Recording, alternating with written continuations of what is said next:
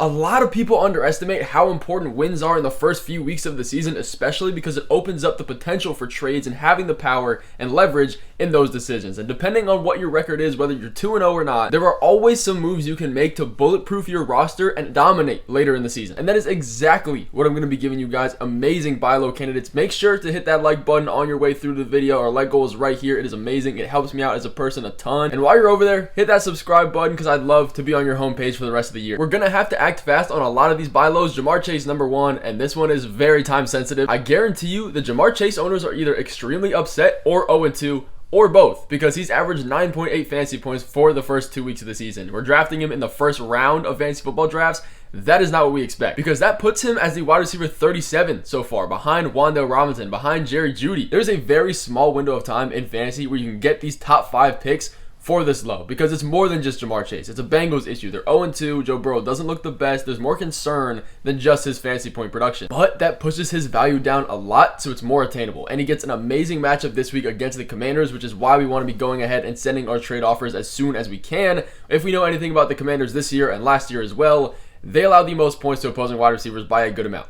They just let Mike Evans go for 2 touchdowns and Malik Neighbors go for over 120 yards and 10 catches, 18 targets. Like, they're making everybody look great. And now we get JaMarr Chase against them. Benjamin St-Juste is not going to be able to stop him. I could go for hours talking about how bad this Commanders defense is, but we all know this by now, so I won't do that. And this should be a get-right game here for the Bengals in a positive matchup. Joe Burrow will probably start to get things clicking. They historically, as of the past 3 years, start 0-2 every year. I don't know what it is. It's just something they do. So again, looking back at the statistics, this should be the game where everything starts clicking. And once that happens, JaMarr Chase is going to be untouchable. Go ahead and send a 2-for-1 trade, giving your 2 players for the 1 in JaMarr Chase. History has shown us that the waiver wire wins fantasy football leagues. So if we can get rid of some depth pieces and obviously a good starter for JaMarr Chase to upgrade our positional level at wide receiver and then pick up a guy off waivers and keep recycling that process, I promise you guys are going to be golden in fantasy football and walk to the playoffs, if not the championship. Going into a running back here though, Josh Jacobs, and this one is massive. I had him in last week's video as well, but he still is a candidate here. This is a guy that's leading all running backs in the entire NFL through 2 weeks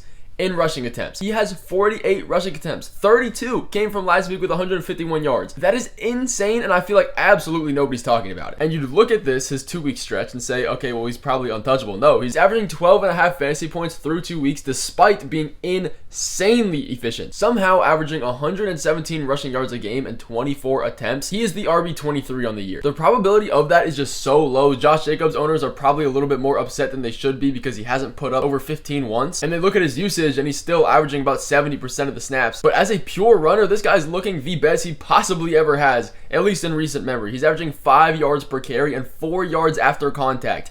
To put that into perspective, guys like Najee, guys like Javonte Williams aren't even averaging 4 yards per carry. He's averaging 4 yards after contact. It's only a matter of time until Jordan Love comes back into this offense. Josh Jacobs scores his touchdown, or he gets 3 catches in 1 game, and he's just completely untouchable. Look at the raw numbers here. It is absolutely insane that he's only the RB23. Go ahead and send a trade offer for him. I'd be fine giving up a Brian Robinson, giving up a J.K. Dobbins, and some other wide receiver to get him on my team. Moving to another running back that's a little bit farther down the rankings, but we can get for literally cheap and might even possibly be on your waiver wire if you're not in super strong leagues, it's Jaylen Warren. And a lot of his value has been sandbagged by his leg injury that he sustained through week 1 through 2, and he's battling forward from. But he's already seeing more and more snaps compared to those 2 weeks. He had 31 in week 1, clearly limited by his leg injury. Then in week 2, he comes out with 48% of the snaps, still restricted by the leg injury, but sees 4 times more carries than he did in week 1. He's the RB43 right now. We got to remember this guy was a top 25 running back last year when he was fully healthy, and a lot of people were scared thinking he was going to take this backfield from Najee Harris, and now nobody is thinking that same thing. He will 100% be startable in your lineup once he becomes fully healthy and has a full workload, alongside his pass catching ability. And if we get Russell Wilson in this offense at some point in the year, which may or may not be far off from what you guys think, he's going to have even more value than he does right now. But the next player we need to be buying low on is Chris Olave. And wait, before you click off this video and rage, I know, he's a wide receiver 48 through 2 weeks, and we drafted him as a top 10 guy. That is crazy because he hasn't gone through injury. The team's been putting up 40 points a game, and he only has 6 catches for 92 yards in the first 2 weeks of the season. That was numbers he was putting up in 1 week last year. All of those numbers is just a crazy storm of statistics, and there is no possible way he continues to average 7.9 fantasy points a game for the rest of the season. Like, even your grandma can predict that. Now, do I think he will finish as a top 10 fantasy wide receiver? I don't think that's possible anymore. I didn't think it was as a top 5 when we were drafting him, but top 10 seems pretty out of the ordinary now. But out of all of the players in this buy low video, I promise he's going to have the lowest value compared to where he will be in the season. Now, if we look through 2 weeks, there's no stats pointing towards him being a good fantasy football value and returning that. But that's part of the reason why he's a great buy low candidate. We have to bank on last season's statistics and the fact that this offense didn't change except to get better with the coaching, and Derek Carr got more healthy. And now we look at this matchup against the Eagles. I expect a great breakout game from him. The Eagles secondary is relatively bad against wide receivers and allowing fantasy points. This should be a get right game for him again, so we need to make that offer before this week's game. But another running back we can practically be stealing from your league mates is Jonathan Taylor, and through 2 weeks, we drafted this guy at the 1-2 turn. He's the RB22, averaging 13 fantasy points a game. And let's point out the obvious. Anthony Richardson is having a slow start to the season. We have to be real. He's only played about 10 NFL games. And despite that, despite him and the Colts offense just not looking great, Jonathan Taylor comes out and has a 100-yard rushing game last week, 15 fantasy points, a couple receptions. Good, but not great. If he can do that while this offense looks bad, he's borderline startable. Once this offense starts clicking, he will be absolutely fine. He has no backfield competition to split with. And you look at the schedule that the Colts have coming up. It's a very, very favorable one against the Bears, Steelers, Jaguars, and Miami. That is all positive run defenses. And if they're not positive run defense, they're dealing with quarterback troubles. That leads to a higher percentage chance of the Colts actually controlling this game and leaning more on their run game, which they want to. We all know Jonathan Taylor has upside in the receiving game. Again, he's the RB22. You can never get him that low. I'm fine with giving a Brian Robinson and some other players here. Let me know what trades you guys are considering making in the comments, and I will be going through and giving my 2 cents on all of them. But bouncing back to a top wide receiver target here, I'm pretty sure you can see a theme is Garrett Wilson. All these guys in the 1-2 turn are having a pretty slow start to the season. We drafted them that early for a reason, so it's going to be very, very beneficial to go out and try to make a trade for him. At the very least, you get your trade declined. The good news with Garrett Wilson is that Aaron Rodgers is only getting more and more healthy. In week 1, he had 21 pass attempts. That is insanely bad. Then in week 2, he turns around with 30 pass attempts and 2 touchdowns, looking a little bit better. We do have to be realistic. Rodgers might have lost his mobility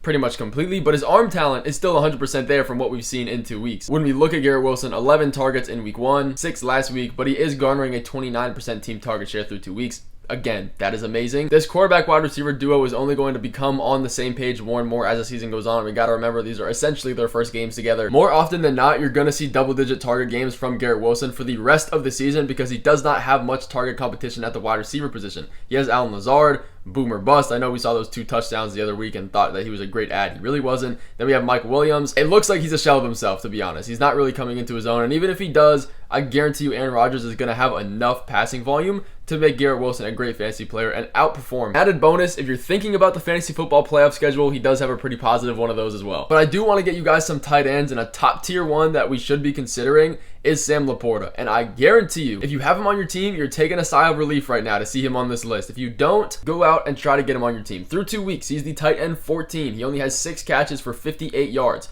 Again, that is what he was putting up in 1 week. We got to remember it is super common for players to go through dry spells, especially in the beginning of the season. You haven't played football in a very long time. More often than not, it's not the receiver or in this case tight end's problem. It has to do with the offense, the quarterback, the coaching. But in the grand scheme of things, these top guys almost always reach equilibrium throughout the end of the season. So we want to be trading for them while their value is super low. Sam LaPorta owners are worried about the involvement of Jameson Williams. You got Amon-Ra, you got Gibbs out of the backfield. There's a good amount of target competition here. But we can blame Sam LaPorta's bad start primarily on Jared Goff and the fact that he does not have any red zone passing touchdowns yet, which is where Sam LaPorta got a ton of his value last year. Now, if you were here in the beginning of the draft process, I was telling you I wasn't going for Travis Kelce. I wasn't going for Sam LaPorta. Touchdown regression was due, and we're seeing that this year, but this value is still much lower than it should be. Now, if we do have Amon-Ra missing this week 3 matchup against the Cardinals, Sam LaPorta is probably going to be a lot harder to trade for, so you got to do it while you still can. And the Cardinals matchup is decent. They are tough against tight ends. They don't allow a lot of fantasy points, but it should be a shootout of a game. And on the other side of that, in week 4, he gets a dream matchup against the Seahawks defense, who just let Hunter Henry look like prime Travis Kelce for over 100 receiving yards and 12 targets. Speaking of Travis Kelce, he is also on this list. Another sigh of relief for you guys that have him and took him in the 3rd, 2nd round of your drafts. All pre-draft, we were showing the regression. He's 35 years old. The touchdown regression is going to be there. They're going to slow him down a little bit at the end of the season. Now, if I told you he was going to be the tight end 27 through 2 weeks, I'd be lying to you. I would not have expected that. But with Hollywood Brown expecting to miss the entirety of the regular season and now Isaiah Pacheco out for 6 to 8 weeks, this passing volume from Patrick Mahomes and usage from Travis Kelce is going to shoot up. I promise you it is. It's one of those situations where you have to close your eyes and just hope because Travis Kelce doesn't have any statistics so far this year showing you he has value. He doesn't have a ton of targets. His target share isn't good. He hasn't had any red zone targets. But more than likely, the Chiefs are going to revert back to their 40 passing attempts a game, because when you don't have Isaiah Pacheco and you have Carson Steele and Samaje Perine, possibly Kareem Hunt at running back, there is no reason to even out their play style when you have all these receiving options. We know you can get him for insanely cheap. He's averaged less than 10 fantasy points through the first 2 weeks. He does have a dream rest of season schedule after week 6 and their bye week, so it's a good time to pick him up. There's no way he finishes outside the top 10 tight ends, let alone the top 25, which he's fighting for right now. I'd trade Hunter Henry. I'd trade Isaiah Likely, even Mike Gesicki paired with another player to get him on my team. You can get him for very, very low. But that is going to finish off the video of the top, absolute top buy low candidates for this week. Let me know what you guys think about these players in the comments, and I will see you in the next video coming soon.